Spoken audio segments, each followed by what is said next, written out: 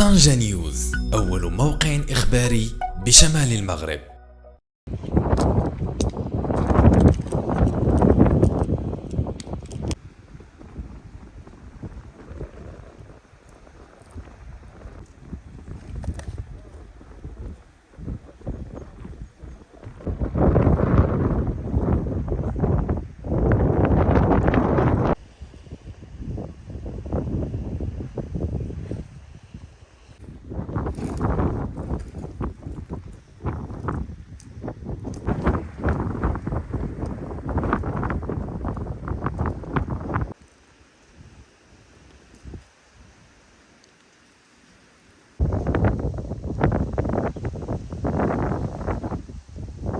هذا الشيء هذا خوتي وقع في مع ديك الاربعه الصباح هيدا الناس حسوا بشي حاجه كتهز، ناضوا جبروا الدنيا هابطه كامله، الجبل هذا كامل هود.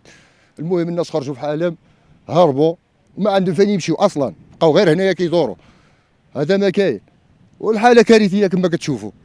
وكنطلبوا من المسؤولين يوقفوا معنا، راه الناس هذوما كاملين اللي جاو كيعطيونا 2 دقائق من الوقت ديالهم كيمشيو في حالهم. حنا كنحسوا بديك الشيء غير بروتوكول، ماشي شي حاجه اللي غتوصل للمسؤولين الكبار. وحنا ما كرهناش صاحب الجلاله الله ينصرو هو اللي تدخل في المسائل هذه. راه واحد الرعب هنايا، الرعب كبير، راه الجبل باقي هود وما يمكنش يسمحوا فينا. هيدا جا البارح عامل صاحب الجلاله على اقليم الشاوان واحد الزياره، ولكن زياره خفيفه 2 دقائق، 2 دقائق راه ما شاف والو.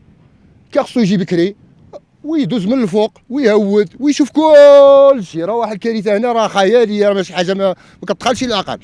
وكنطلبوا المسؤولين يوقفوا معنا والسلام. هذا الشيء ما كاين، مع ان ما نقولوا لكم راه الرساله وصلت مع بزاف د الناس وانتم شايفين الحاله. حنا على غفلة من امرنا، ما عرفنا واش الزلزال ولا سيلان التربه ولا مهم واحد المنظر اللي اول مره كتشاهدوا السكينه وراه دمرنا. انت كتشوف كاين انحباس طرق، ما كاين لا ما يخرج لا ما يدخل، حتى ولا مرات شي واحد راه خاص كنضرب واحد الطريق طويله بزاف بزاف بزاف. والحمد لله البارح جا عندنا العامل وكنشكروه لانه جانا عندنا، يعني وعدنا بان يكون الاصلاح ان شاء الله يا ربي. ولكن يعني واخا هاد الهضره انت كتشوف السكينه تدمرت بواحد الشكل كبير بزاف بزاف. فكاين بنادم اللي خسر الدار ديالو ازيد من 100 و120 المليون انت كتشوف، والحمد لله الله يخلف. ولكن يعني هادشي اللي كاين اللي طلع للبرد وما جبرش الكرا وغلا وعله، كاين اللي الحوايج ديالو باقيين مسيبين هنايا، كاين بنادم اللي مشى عند الجيران ديالو، كاين اللي مشى لطنجه، كاين اللي المهم اسره تفرتكوا تماما. عند الناس اللي عندها الكسيبه كيتسمى عندها الكسيبه كبارين،